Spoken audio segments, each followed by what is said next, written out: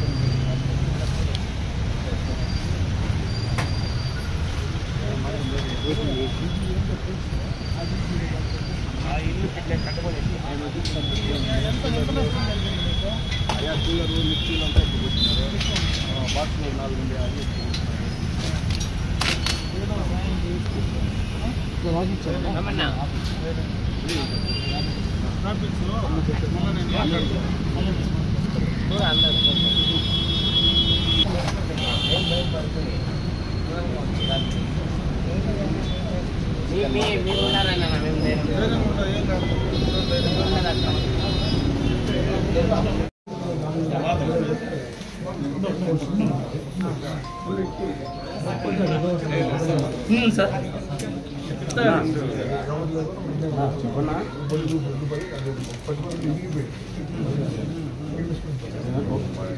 Tollgate దగ్గర ఉందన్నా మస్తు ఓకేనా ఎవరండి సమయం వస్తారు ఏమి ఇప్పుడు పొద్దున్న అనుకుంటున్నాను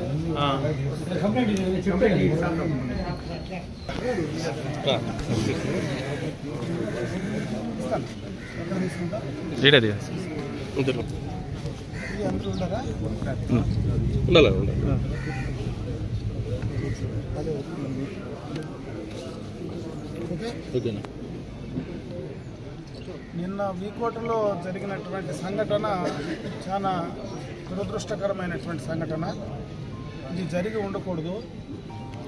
ఎప్పటి నుంచినా కూడా 3 రాష్ట్రాల మధ్యలో ఉండే ఉండేటువంటి వీకోట్లో ఎప్పుడు శాంతియుతంగా ఏనాటి మత ఘర్షణలు లేకుండా హిందూ ముస్లింలు రామ్ రహీం లాగా బాయిగా వ్యాపారాలు చేసుకొని బతికేటువంటి ఈ ప్రాంతంలో ఇటువంటి సంఘటన జరగడం నిజంగా కూడా చాలా బాధాకరం.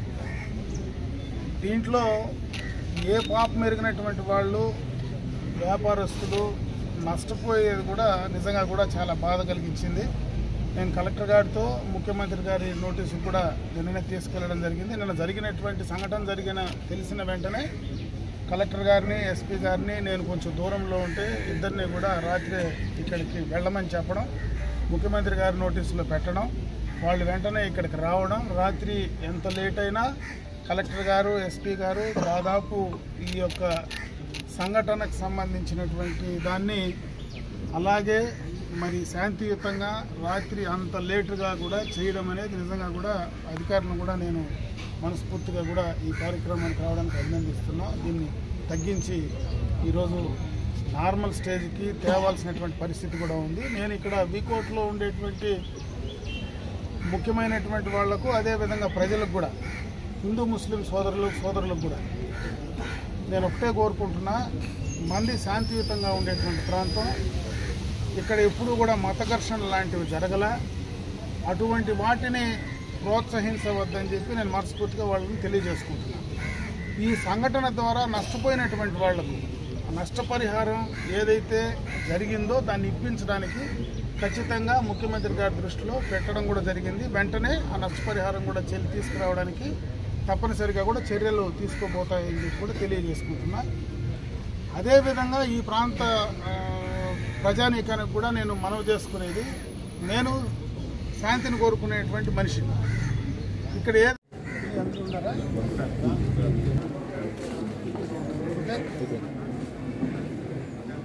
నిన్న వీకోటలో జరిగినటువంటి సంఘటన చాలా దురదృష్టకరమైనటువంటి సంఘటన. అది జరిగి ఉండకూడదు. ఎప్పటి నుంచినా కూడా 3 రాష్ట్రాల మధ్యలో ఉండేటువంటి వీకోట్లో ఎప్పుడు శాంతియుతంగా ఏనాటి మత ఘర్షణలు లేకుండా హిందూ ముస్లింలు రామ్ రహీం లాగా బాయిగా వ్యాపారాలు చేసుకొని బతికేటువంటి ఈ ప్రాంతంలో ఇటువంటి సంఘటన జరగడం నిజంగా కూడా చాలా బాధాకరం. దీంట్లో ఏ పాపం ఎరిగినటువంటి వాళ్ళు వ్యాపారస్తులు నష్టపోయేది కూడా నిజంగా కూడా చాలా బాధ కలిగించింది.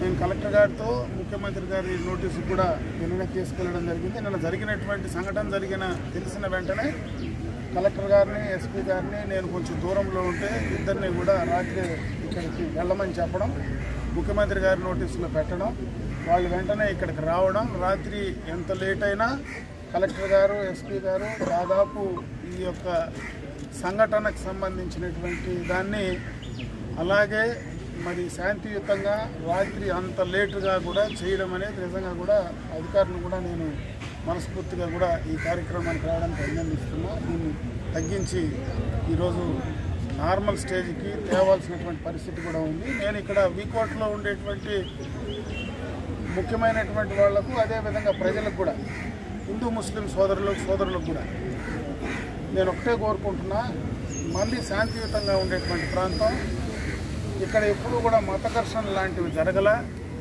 అటువంటి వాటిని ప్రోత్సహించవద్దని చెప్పి నేను మనస్ఫూర్తిగా వాళ్ళని తెలియజేసుకుంటున్నాను.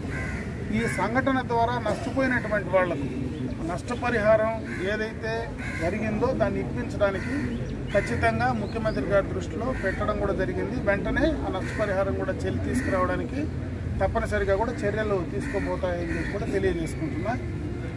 అదేవిధంగా ఈ ప్రాంత ప్రజానీకానికి కూడా నేను మనవి చేసుకునేది, నేను శాంతిని కోరుకునేటువంటి మనిషిని. ఇక్కడ ఏదైనా అసాంఘిక శక్తులు కానీ ఈ మత ఘర్షణల ముసుగులో ఎవరైనా తప్పులు చేస్తే ఖచ్చితంగా కూడా చట్టపరమైనటువంటి చర్యలు తీసుకోవడానికి ప్రభుత్వం ఏమాత్రం కూడా